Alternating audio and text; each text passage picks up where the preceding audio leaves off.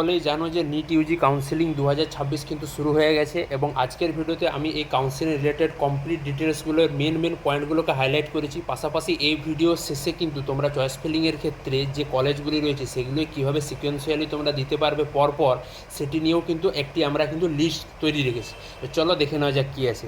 তো NEET Yuji 2026 counselling কিন্তু start হয়ে গেছে এবং এক্ষেত্রে তোমাদের বলে রাখি এটা কাউন্সেলিং কিন্তু 3 ধরনের কোটার জন্য, state quota, private management quota এবং এনআরআই কোটা। সেক্ষেত্রে স্টেট কোটার জন্য কিন্তু ওয়েস্ট বেঙ্গল ডোমিসাইল হওয়াটা দরকার আছে, ঠিক আছে। এখানে স্টেট কাস্ট ক্যাটাগরি এগুলো কিন্তু ম্যাটার করছে, রিজার্ভেশনের রুলও কিন্তু ম্যাটার করছে। সেক্ষেত্রে প্রাইভেট বা ম্যানেজমেন্ট কোটার কিন্তু নন ডোমিসাইল ক্যান্ডিডেটরাও কিন্তু সেক্ষেত্রে কিন্তু অ্যাপ্লাই করতে পারবে। এখানে কিন্তু কাস্ট বা পিডাব্লিউ রিজার্ভেশন এগুলো কিন্তু অতটা ম্যাটার করছে না। পাশাপাশি আছে এনআরআই কোটা। এবার তোমাদের বই রাখি কাউন্সেলিংয়ের জন্য যে পয়েন্টগুলো এলিজিবেল বা যে পয়েন্টগুলো দরকার আছে কাউন্সেলিংয়ের ক্ষেত্রে সেগুলো কি, প্রথম হচ্ছে এজ রিকোয়ারমেন্ট, নেক্সট হচ্ছে একাডেমিক বেঞ্চমার্ক, থার্ড নাম্বার হচ্ছে মেডিকেল ফিটনেস। এই তিনটে পয়েন্ট কিন্তু মোস্ট ইম্পর্টেন্ট কাউন্সেলিংয়ের জন্য। এজ রিকোয়ারমেন্ট কি, 17 ইয়ার ওল্ড হতে হবে যে ক্যান্ডিডেট আছে তাকে, 31/12/2026 মধ্যে। হার্ড কাট অফ মোটামুটি 01/1/2010 বেসিক্যালি তার আগে বেসিক্যালি তার বার্থডেট হতে হবে। একাডেমিক বেঞ্চমার্ক কি না, যারা ইউআর বা ইডাব্লিউএস আছে তাদের কিন্তু অ্যাটলিস্ট 50% মার্কস নিয়ে কিন্তু 12 পাস করতে হবে। যারা SC ST OBC UR PWD তাদের কিন্তু বা ইডাব্লিউএস পিডাব্লিউ তাদের কিন্তু 40% মার্কস নিয়ে বেসিক্যালি 12 পাস করতে হবে। মেডিকেল ফিটনেস সার্টিফিকেটটা কিন্তু ম্যান্ডেটরি থাকা এবং সেটা কিন্তু কোনো WBMCC ফরম্যাটেই কিন্তু, যে WBMCCর ওয়েবসাইটে যে ফরম্যাট আছে সেই ফরম্যাট ফিল আপ করে কোনো রেজিস্টার্ড মেডিকেল প্র্যাকটিশনার যার কিন্তু একটি রেজিস্টার্ড বলা যেতে পারে WBMCC একটি নাম্বার আছে, তাকে দিয়ে কিন্তু সেটি সাইন করে বা অ্যাটেস্টেড করে নিতে হবে। এবার ডোমিসাইল পারফর্মার ক্ষেত্রে মেন ব্যাপারটা তোমাদের বই রাখি যেটা স্টেট কাউন্সিলিংয়ের ক্ষেত্রে লাগবে, যে পারফর্মা A1, A2 এবং B। পারফর্মা A1-এর জন্য যারা ওয়েস্ট বেঙ্গলে প্রায় 10 বছর ধরে থাকছে এবং ওয়েস্ট বেঙ্গল থেকে যারা 10-12 পাস করেছে তারা কিন্তু এই পারফর্মা A1টা করাতে পারবে এবং তার জন্য কিন্তু পারফর্মা A1-এর সাইন থাকে কিন্তু DM, SP, SDO, BDO, commissioner, judicial ম্যাজিস্ট্রেটদের কিন্তু সাইন থাকবে। পারফর্মা A2 ওয়েস্ট বেঙ্গল থেকে কিন্তু বেসিক্যালি 10 বছর ধরে থাকছে ওয়েস্ট বেঙ্গলে, তারা 10+2 পাস করেছে ওয়েস্ট বেঙ্গলে এবং কি না তার এটাতে কিন্তু সাইন থাকে হচ্ছে হেডমাস্টার অথবা প্রিন্সিপাল অফ দ্য ইনস্টিটিউশনের, যেখান থেকে সে 12 পাস করেছে। পারফর্মার বিটা কাদের জন্য, যেটা ক্যান্ডিডেট কিন্তু ওয়েস্ট বেঙ্গলে 10 বছর ধরে থাকছে না কিন্তু তার বাবা মা কিন্তু ওয়েস্ট বেঙ্গলে পার্মানেন্ট রেসিডেন্ট 10 বছর ধরে, সেক্ষেত্রে কিন্তু দুজন প্যারেন্টেরই আইডি লাগবে। এই ক্ষেত্রে কিন্তু পারফর্মা A1-এর যারা অথরিটি অর্থাৎ ডিএম, এসপি, এসডিও, বিডিও তাদেরকে দিয়ে কিন্তু এটি সাইন করাতে হবে। আচ্ছা, রিজার্ভেশন ম্যান্ডেট বলে রাখি তোমাদের, যে প্রথমেই যারা হচ্ছে ধরে নাও SC ST category, OBC EWS category যারা আছে তাদের কিন্তু বেসিক্যালি রিজার্ভেশনটা কিন্তু পাবে।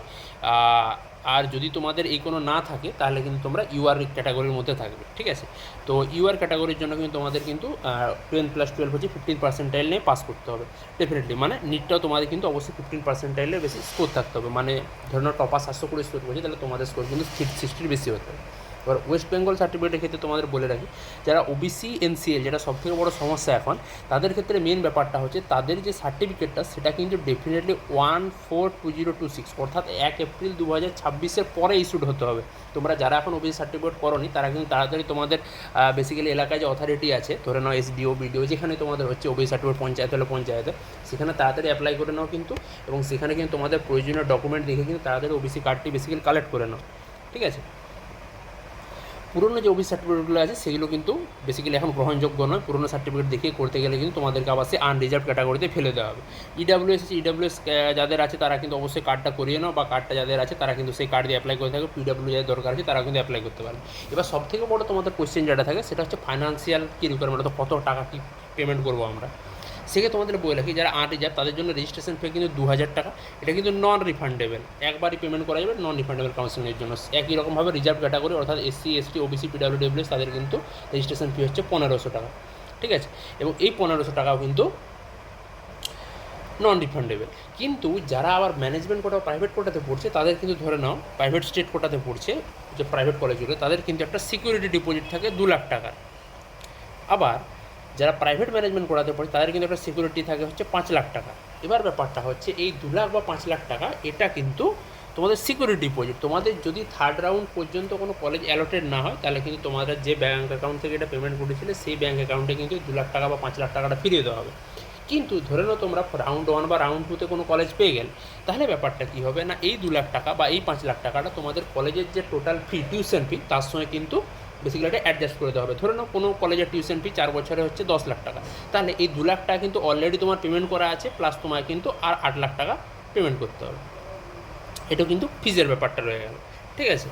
আচ্ছা, এবার ম্যান্ডেটরি হচ্ছে পেমেন্ট মাস্ট বি মেড অনলাইনে পেমেন্ট করতে হবে। সিকিউরিটি ডিপোজিটের ইস্যুটা এই ব্যাপারটা এখানে কিন্তু ধরে নাও তোমাদের লেখা আছে, ঠিক আছে। তো এই জিনিসটাকে তোমাদেরকে আমি একটু সিম্পলি বলে দিলাম যে সিট অ্যালটেড হয়ে গেছে, candidate takes admission, no seat allotment after the entire counselling processes, candidate remains non reported in round 1 free exit, মানে ক্যান্ডিডেট ধরে নাও রাউন্ড 1-এ রিপোর্ট করলো না, তাহলে সে কিন্তু ফ্রি এক্সিট, অর্থাৎ তার কিন্তু সিটটা বেরিয়ে যাবে, ক্যান্ডিডেটও বেরিয়ে যাবে, সে রাউন্ড 2-তে আবার অ্যাপ্লাই করতে পারে।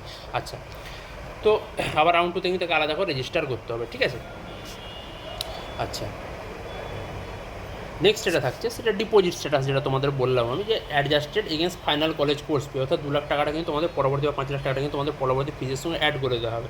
রিফান্ডেড টু অরিজিনাল ব্যাগ, যদি তোমাদের কোনো সিট অ্যালট না হয় তাহলে কিন্তু অবশ্যই এটা ফিরিয়ে দেওয়া হবে, ঠিক আছে। এবার স্ট্যান্ডার্ড কাউন্সিলের ব্যাপারটাকে প্রথমে রেজিস্ট্রেশন আর পেমেন্ট ফিটা তোমাকে করে নিতে হবে, ঠিক আছে। রোল ডিটেল তোমরা নিচে রোল ডিটেলটা সেখানে দেবে, তারপর হচ্ছে নন রিফান্ডেবল ফি আর সিকিউরিটি ডিপোজিটটা পেমেন্ট করবে। Generate mandatory candidate profile letter তোমরা বেসিক্যালি সেখান থেকে কালেক্ট করবে যেখান থেকে তোমরা অ্যাপ্লাই করছো। নেক্সট হচ্ছে একটা ফিজিক্যাল ভেরিফিকেশান হবে, তোমাদের কোনো একটা কলেজ, তোমাদের ডেফিনেট একটা কোনো কলেজ দেওয়া হবে যে এই কলেজে গিয়ে তোমরা কিন্তু তোমাদের যে ডকুমেন্টগুলো আছে সেগুলো ভেরিফিকেশান করবে। সেই ডকুমেন্টগুলো ভেরিফিকেশান কমপ্লিট হয়ে যাওয়ার পরে তারপরে তোমাদের চয়েস স্পেলিং এবং লকিং উইন্ডোটা খুলবে।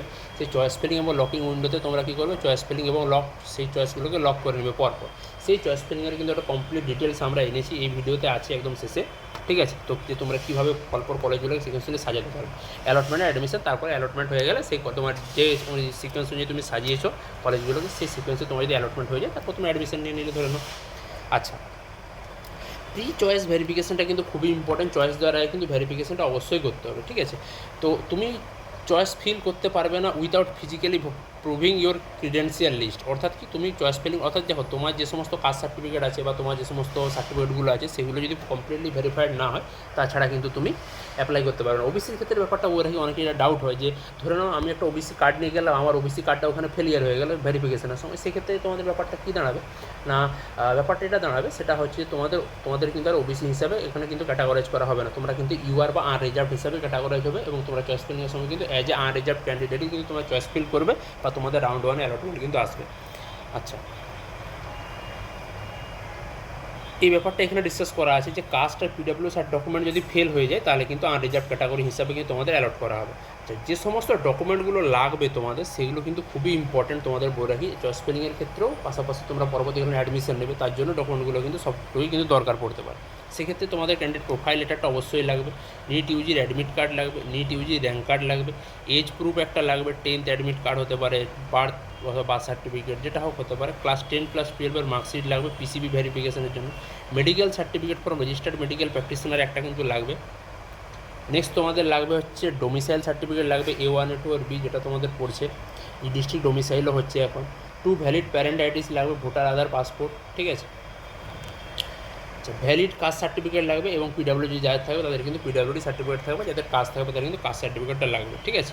আচ্ছা, এই ব্যাপারটাতে আমি যাচ্ছি না, এই ব্যাপারটা সিম্পল ব্যাপার, রুল ফর রিগ্রেশন রাউন্ড 1 যদি অ্যালটেড অ্যাডমিটেড হয়ে যায় তাহলে তোমরা সেই কলেজে ভর্তি হয়ে গেলে।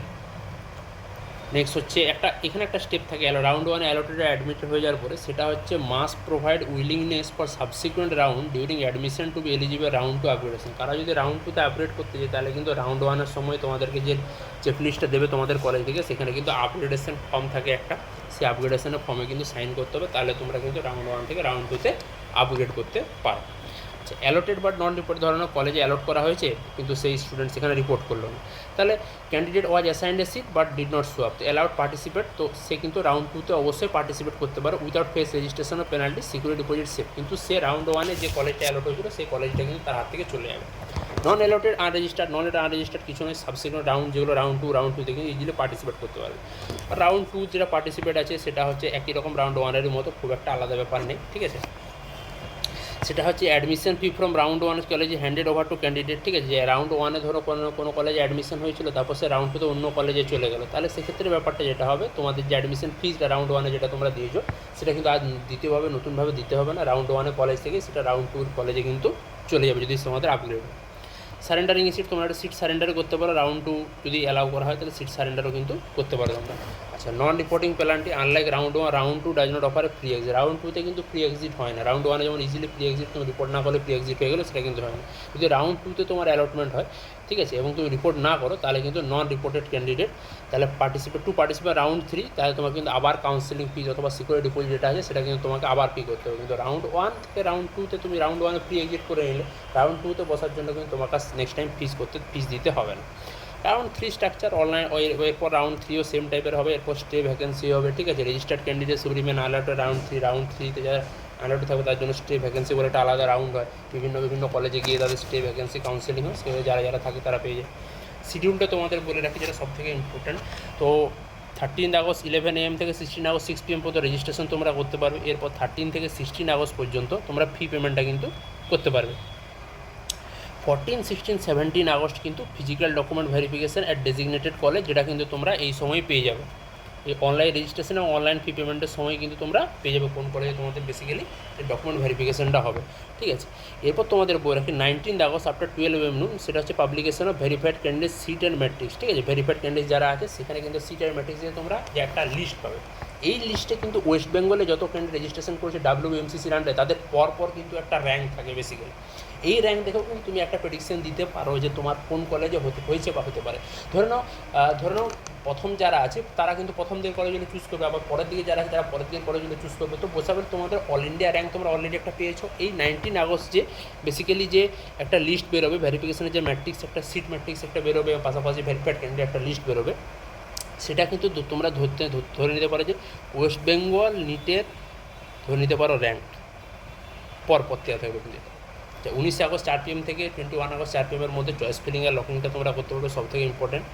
তারপরে 25 আগস্ট যখন তোমাদের অ্যালটমেন্ট রেজাল্ট পাবলিশ হয়ে যাবে, তারপরে কিন্তু তোমরা অ্যালোটেড কলেজে তোমাদের কিন্তু 26 থেকে 28 আগস্টের মধ্যে কিন্তু বেসিক্যালি অ্যাডমিশনের জন্য অ্যালোটেড কলেজে অ্যাডমিশনের জন্য কিন্তু তোমাদের আসতে হবে। এবং এই ক্ষেত্রে একটা ইম্পর্ট্যান্ট জিনিস আমি বলে রাখি, এই ক্ষেত্রে কিন্তু তোমাদের কিন্তু একটা বন্ড সার্টিফিকেট কিন্তু বানাতে হয়। তো এই জিনিসটা কিন্তু তোমরা মাথায় রাখবে যে তোমরা কিন্তু ধরে নাও তোমাদের 25 আগস্ট বিকেলবেলা রেজাল্ট বেরিয়েছে, তোমরা 26 আগস্ট সকালের মধ্যে কী করে বন্ড তৈরি করে, কারণ তোমরা অলরেডি জানো না যে তোমার কোন কলেজে অ্যালট হবে, তাই না? তো সেক্ষেত্রে কিন্তু বন্ডের ব্যাপারটা কিন্তু ভালোভাবে মাথায় রাখতে হবে যে তোমরা কীভাবে তাড়াতাড়ি কিন্তু 27 আগস্টের মধ্যে বন্ডটা তৈরি করে 27 আগস্টের মধ্যে ভর্তি হয়ে যেতে পারে, এটা কিন্তু মাথায় রাখবে। আচ্ছা, এখানে আর কিছু ব্যাপারটা নয়, অ্যাডসাচ কিছু ব্যাপার নেই, ঠিক আছে। সিস্টেম অটো লক হয়ে যায়, তোমরা চয়েস করার পরে লক না করো, সিস্টেমটা লক হয়ে যায় ডেফিনেটলি।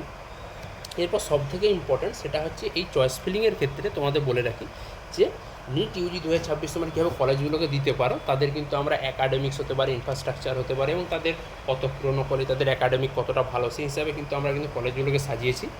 সেদিক থেকে তোমাদের বলে রাখি, প্রথমে আমরা রেখেছি IPGM আর SSKMকে, সেকেন্ডে রেখেছি MCকে, থার্ডে NRS, ফোর্থে RGকর, 5-এ CNMC, 6-এ স্বাগত, 7-এ JNM কল্যাণী, 8 নম্বরে বর্ধমান মেডিকেল কলেজ, 9 নম্বরে বাঁকুড়া সরকারি মেডিকেল কলেজ। এই 9 নম্বর পর্যন্ত কিন্তু আমি বলবো যে কলেজগুলো আছে এগুলোতে তোমরা কিন্তু অ্যাজ কোনো চেঞ্জ না করারই চেষ্টা করবে। এখানে একটা ইম্পর্টেন্ট ব্যাপার, সেটা হচ্ছে CNMCর পরে কিন্তু ESIC মেডিকেল কলেজ, যেটা কিন্তু সেন্ট্রাল ইনস্টিটিউট, এটাকে রাখা যায়। এটা কলকাতার মধ্যে one of the best college, কিন্তু সেন্ট্রাল কলেজ হলে এখানে একটা সমস্যা আছে, এখানে পার সেমিস্টার ফি কিন্তু অলমোস্ট প্রায় 1 লাখ টাকা কিন্তু পড়ে, অর্থাৎ 4 বছর তোমাদের পড়ার ফিস প্রায় কিন্তু 9 লাখ থেকে 10 লাখ টাকা কিন্তু পড়ে যাবে শুধু টিউশন ফিসটা। যদিও এই কলেজেরও কাট অফ র্যাঙ্ক বা বলতে পারো যে এই কলেজও কিন্তু র্যাঙ্কে অনেক উপরের দিকে থাকে, তা সত্ত্বেও আমি বলে রাখলাম যে যেহেতু এখানে কিছু একটা বেসিক্যালি অ্যামাউন্ট লাগছে ভর্তি হওয়ার জন্য, তাই এটাই কিন্তু আমরা CNMCর পরেই রাখছি আপাতত। তোমরা যারা একটু মনে করতে পারো যে আমরা এই পরিমাণ ফিস পেমেন্ট করতে পারবো, কলকাতার মধ্যে একটা ভালো কলেজে পড়তে পারবো, তারা কিন্তু ESICটাও কিন্তু প্রেফারেন্সে উপরের দিকে রাখতে পারো, ঠিক আছে। এবার বর্ধমান বাঁকুড়া সব মিলিয়ে পর্যন্ত কিন্তু তোমরা চয়েস ফিলিংগুলো পরপর যেমন আছে তেমনই দাও, চেঞ্জ করার দরকার নেই। এরপর থেকে যে কলেজগুলি আছে এইগুলোই কিন্তু তোমরা বেসিক্যালি প্লাস মাইনাস করে একটু চেঞ্জ করতে পারো তোমাদের বাড়ির কাছে হিসাবে। কারণ ধরে নাও আমি এখানে নর্থ বেঙ্গল কলেজকে প্রায় 14 নাম্বার দিয়েছি, এবার যার বাড়ি ধরে নাও খুবই সাউথে, ধরে নাও যার বাড়ি ধরে নাও নর্থ 24 পরগনা, সাউথ 24 পরগনা বা এই সমস্ত জেলাগুলো, তাদের ক্ষেত্রে কিন্তু নর্থ বেঙ্গল ট্রাভেল করাটা কিন্তু বেসিক্যালি একটা টাফ ব্যাপার, জিনিসপত্র ট্রাভেল করা এবং যখন ছুটি থাকবে আসা যাওয়াটা বা সমস্যার ব্যাপারে। তারা কিন্তু নর্থ বেঙ্গল মেডিকেল কলেজকে পেছনে দিয়ে তার কিন্তু বাড়ির সামনাসামনি যে সমস্ত কলেজগুলো আছে, বারাসাত, ডায়মন্ড হারবার, এই যে কলেজগুলোকে আছে, ঠিক আছে, বা ধরুন আরও যে কলেজগুলো আছে উলুবেড়িয়া, এই ধরনের যে কলেজগুলো আছে এগুলো কিন্তু আমরা আগে প্রেফারেন্স দিতে পারো যদি তোমাদের অত ডিস্টেন্স ট্রাভেল করাটা একটু সমস্যা বলে মনে হচ্ছে। ঠিক আছে, সেক্ষেত্রে আমরা যেভাবে সাজিয়েছি, তাহলে 9 নম্বরে বাঁকুড়া গেল, 10 নম্বরে মেদিনীপুর, 11 নম্বরে Diamond Harbour Medical College, Barasat Government Medical College, Malda Medical College, তারপর নর্থ বেঙ্গল মেডিকেল কলেজ, 15 নম্বরে মুর্শিদাবাদ, 16 নম্বরে রায়গঞ্জ, 17 নম্বরে Debendra Mahato Government Medical College যেটা পুরুলিয়াতে আছে, 18 নম্বরে রামপুরহাট গভর্নমেন্ট মেডিকেল কলেজ, 19 নম্বরে উলুবেড়িয়া গভর্নমেন্ট মেডিকেল কলেজ, 20 নম্বরে তাম্রলিপ্ত গভর্নমেন্ট মেডিকেল কলেজ, 21 নম্বরে ঝাড়গ্রাম মেডিকেল কলেজ, 22 নম্বরে জলপাইগুড়ি মেডিকেল কলেজ এবং 23 নম্বরে হচ্ছে কোচবিহার মেডিকেল কলেজ। তো চলো তোমরা কাউন্সিলিং করো। কাউন্সিলিং করার ক্ষেত্রে কোনো অসুবিধা হলে ডেফিনেটলি তোমরা নিচে একটা কমেন্ট করে জানাও আমাদের। যদি কোনো অসুবিধা হয় আমরা তোমাদের ডেফিনেটলি হেল্প করার চেষ্টা করো। পাশাপাশি তোমাদের চয়েস ফিলিং রিগার্ডেরও যদি কোনো ডাউট থাকে চয়েস ফিলিং রিগার্ডেড, সেই চয়েস ফিলিং রিগার্ডেরও কিন্তু ডাউট কিন্তু আমরা কমেন্টে কিন্তু তোমাদের ক্লিয়ার করতে পারবি। চলো কমেন্টে জানাও তোমরা। ধন্যবাদ।